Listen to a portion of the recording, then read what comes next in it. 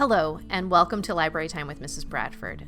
Today we are reading The Keeping Quilt by Patricia Polacco. Now, Patricia Polacco has written a lot of books. This one is specifically about how her great-great-grandmother came to our country from Russia. Russia is actually the largest country in the world, takes up the most land mass. And probably when her great-great-grandmother came, it was even larger, and since then it's broken up into some smaller countries. But there are some words in this book that I wanted to make sure that I told you a little bit about and also showed you a picture of so that you had some ideas. So as you can see, there is the same word with two different pictures. One of the pictures is of scarves, and if you say the word babushka, it means scarf in Russian. If you say the word babushka, it means grandmother or older woman in a polite way. If you go to church, you usually go on Sunday. Some people might go on Saturday, but most people go on Sunday if they go to church. The Jewish faith, they celebrate on Saturday, and it's called the Sabbath. And they celebrate from sundown on Friday. So as soon as the sun goes down, all the way through to the sundown on Saturday. And during that time, they are not supposed to cook, they're not supposed to work, they're supposed to rest completely. And so they would have to get all of their food ready for the whole day Saturday, that Friday before, or even the week before. They also would light special candles and say special prayers. Something else, that one of the words that this is a bread that I love, it's called challah. And challah is a special eggy bread that they would make, and they typically would make it for the Sabbath, and they often would eat it with soup. And finally, they talk about something called a huppah. A huppah is a place where people would get married under. And as you can see in this picture, there is a white tent, and this was a way where they would stand and they would get married under it. And so I wanted to make sure you knew what some of those words were before we read our book today. Sit back, relax, and enjoy The Keeping Quilt by Patricia Polacco. The Keeping Quilt by Patricia Polacco.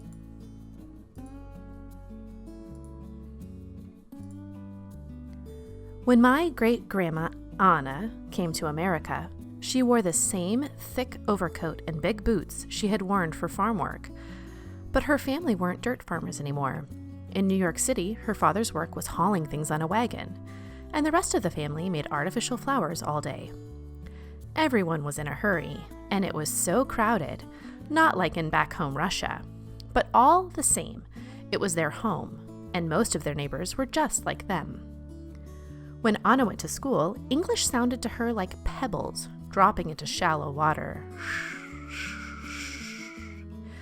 In 6 months, she was speaking English. Her parents almost never learned, so she spoke English for them too. The only thing she had left in back home Russia were her dress and the babushka she liked to throw up into the air when she was dancing. And her dress was getting too small. After her mother had sewn her a new one, she took her old dress and babushka. Then from a basket of old clothes, she took Uncle Vladimir's shirt, Aunt Chavala's nightdress, and an apron of Aunt Natasha's. "We will make a quilt to help us always remember home," Anna's mother said. "It will be like having the family in back home Russia dance around us all night." And so it was. Anna's mother invited all the neighborhood ladies. They cut out animals and flowers from the scraps of clothing. Anna kept the needles threaded and handed them to the ladies as they needed them. The border of the quilt was made of Anna's babushka. On Friday nights, Anna's mother would say the prayers that started the Sabbath. The family ate challah and chicken soup. The quilt was the tablecloth. Anna grew up and fell in love with great-grandpa Sasha. To show he wanted to be her husband, he gave Anna a gold coin, a dried flower, and a piece of rock salt, all tied into a linen handkerchief. The gold was for wealth, the flower for love, and the salt so their lives would have flavor. She accepted the hanky, and they were engaged. Under the wedding chuppah, Anna and Sasha promised each other love and understanding. After the wedding, the men and women celebrated separately. When my grandma Carl was born, Anna wrapped her daughter in the quilt to welcome her warmly into the world. Carl was given a gift of gold, flour, salt, and bread. Gold, so she would never know poverty. A flour, so she would always know love. Salt, so her life would always have flavor. And bread, so that she would never know hunger. Carl learned to keep the Sabbath, and to cook, and clean, and do the washing. "Married you'll be someday," Anna told Carl. And again the quilt became a wedding chuppah, this time for Carl's wedding to Grandpa George. Men and women celebrated together, but they still did not dance together. And Carl's wedding bouquet was a gold coin, bread, and salt. Carl and George moved to a farm in Michigan, and great-grandma Anna came to live with them. The quilt once again wrapped a new little girl, Mary Ellen. Mary Ellen called Anna Lady Grandma. She had grown very old and was sick a lot of the time. The quilt kept her legs warm.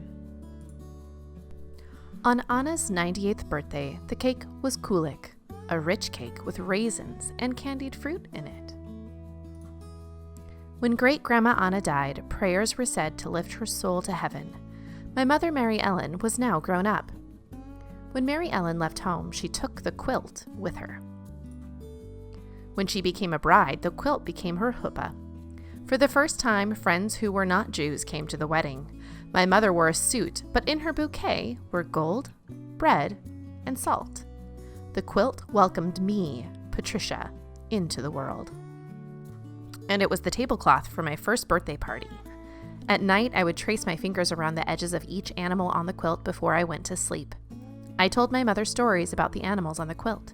She told me whose sleeve had made the horse, whose apron had made the chicken, whose dress had made the flowers, and whose babushka went around the edge of the quilt. The quilt was a pretend cape when I was in the bullring, or sometimes a tent in the steaming Amazon jungle. At my wedding to Enzo Mario, men and women danced together. In my bouquet were gold, bread, and salt, and a sprinkle of wine, so I would always know laughter.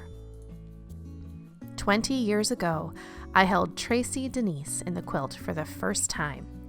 Someday, she too will leave home, and she will take the quilt with her.